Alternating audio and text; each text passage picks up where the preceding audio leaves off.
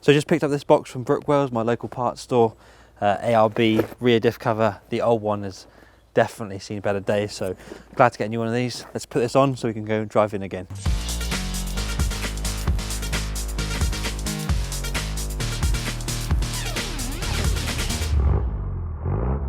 So in the back of Boris now. First things first, some more ATW90 Axle oil.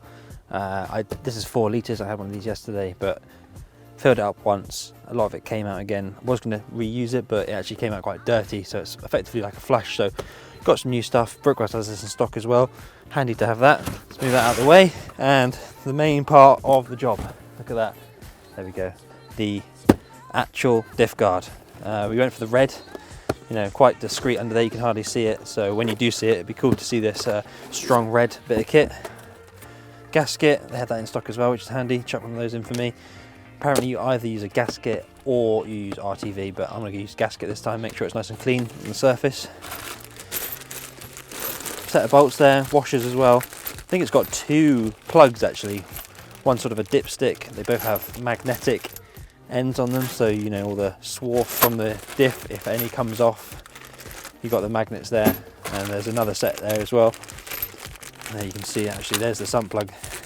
Ooh, all the bolts are actually sticking to it at the moment. Crikey, look at that. Whoa, that's really strong. So it's good that you got that in there. That will make sure that anything that's floating around in the oil will actually stick to that, so it doesn't get stuck in the diff. Proper ARB instructions, that's really great. Air locker, maybe one day, I don't know. It's cool that it actually comes with instruction for once, so yeah, it'd be good to have a look at those when I'm doing it. There you go, that's the bit of kit we want to be seeing, isn't it? I went for red. I've seen a few trucks with the red on, you know, pretty cool. And on a 110, as I said, you don't really actually see the diff that much, and when you do, you'll get this burst of red, and it's yeah, pretty cool. Look at that. There it is. That's a really cool bit of kit. Very heavy, heavy duty. The other one was cracked about here, so this one definitely won't crack. And yeah, you got the dipstick on top. It actually like goes in, you can check the level on there, which is great, and that's where you fill it from. You also can have it a lot higher as well if you want to. But yeah, I'm excited to get this on. It's got a bit of a coating at the moment to keep it from being rust free, so probably gonna get some degrease in, get that coating off, and then chuck it on now, because Boris has been sitting up for a couple of days ready to have this. So chuck this on and get going again, test it out in the wild. It's time to remove the gasket from around here. Got a scraper. It's not the one I'd love to use, but we'll give it a go, get a bit of sandpaper out, see how we go, and yeah, just get this gasket off.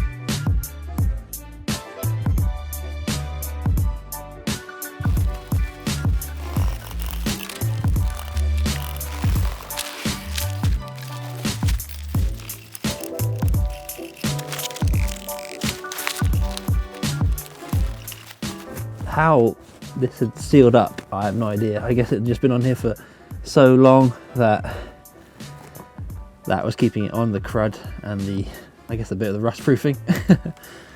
Yeah, you can see there's a lot of rust around here. I think I'm going to struggle to get this off. Probably need a better sander than I've got, but yeah, I'm going to give it a try to get all this off here. It's quite a little bit pitted actually, but hopefully we'll seal up, make sure that edge is nice and clean. Let's give it a go.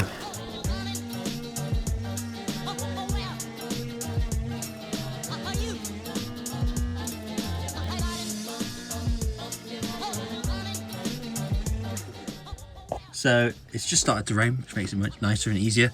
So I put my camera away, but you can see around here, I've gone around with the electric sander. The sander won't fit up this bit, so I'm just gonna do that by hand. But yeah, it's looking a lot better now. The rust is definitely just a bit of surface rust. I'm gonna clean that up now, degrease the actual cover as well, and then stick it on.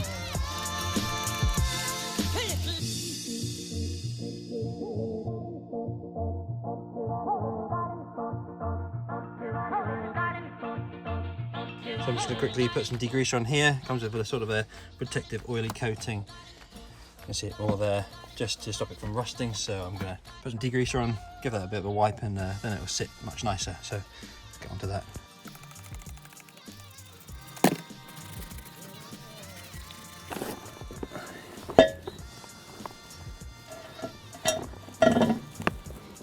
So I was going to use the washers. That's definitely a no-go. The washers will not work. These holes are recessed, I didn't realise that, so a washer definitely will not fit in this little gap here, so just going to go without them, and it's strong enough anyway, you don't need them, so chuck them on.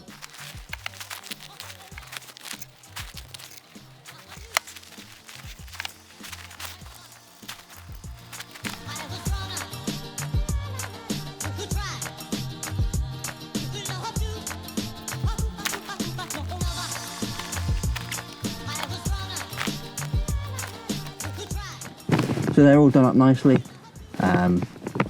Just working out which lengths to go where. These are a bit shorter, this side a bit longer. These are the shortest round the outside. They're actually meant to be 55 Newton meters, but I just did it not too tight, and but nice and tight. I have my torque wrench with me, and I will torque them up soon, but I just wanted to get it on today, and they're nice and tight on the gasket, so it's nice and clean. But now it's on, I'm gonna fill it up and see how we go. So, magnetic drain plug, it's really hard to get in because it's so magnetic. But this one's actually got a lip on it, so I'm not going to screw it all the way in that it doesn't meet, so that's good.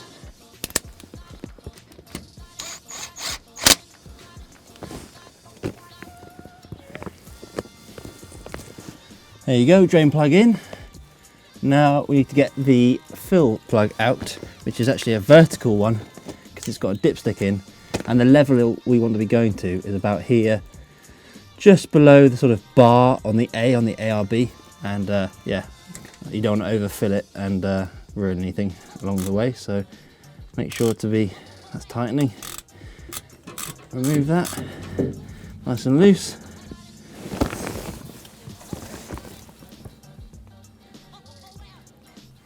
Remove the fill plug. Slightly different place, it'll be a little bit difficult to fill it up. There you go, nice and loose, and there's the dipstick. And yeah, you can sort of put that in there as it would be, and then you can sort of see where it wants to be. So about there, I would say, it seems, is where you want to get it to. And yeah, let's try and fill it up without getting too much mess everywhere. So what I've done here is I have used the 4-litre bottle of 80/90 oil, and I've got a filler neck from a jerry can into a piece of garden hose and then into the diff. Hopefully this is going to work.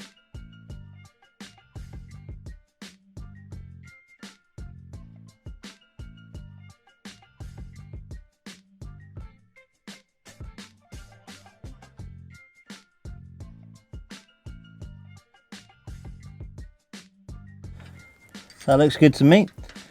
Just gonna screw it back in. Quite difficult working it out like this without a pump. The dipstick's a good idea because then you can put custom amounts in, but for now it's a little bit more tricky, I have to say. So just gonna give it a quick degrease because of all the fingers and oil all over it from when I was just filling it. Give it a nice spray with that. Clean it off a bit. It's going to be about one day till it's really dirty, but might as well get all the oil off. So oil sticking to the dirt. One thing I'm going to have to address is this bracket here, which holds the brake line, went onto these bolts before, and now they are actually unable to go through here because of this recess. So I'm going to have to look into making like a bracket out of something to go for that. So, but that's another day. For now, it'll be fine, I'm sure. As all British winter projects end, it's dark now. It's been raining. I'm covered in oil, and there were a few hiccups along the way, but it's now on. The satisfaction of having it mounted now is fully sunk in. I can't see any drips below, which is good, and it's nice that I can actually drive it again now after the worry of having the other one removed and be broken. So I hope that it helped you. So I did just use the bolts included. You just have to work out which length goes where. That's the most simple thing, and then working out on the dipstick where the oil should go, and it's usually up to the level with the middle of the A. So very happy with that. Great to have it back working. Got the half shafts in now and the heavy duty flanges, so looking good, ready for some off-road. And I hope you enjoy watching, and I'll see you soon.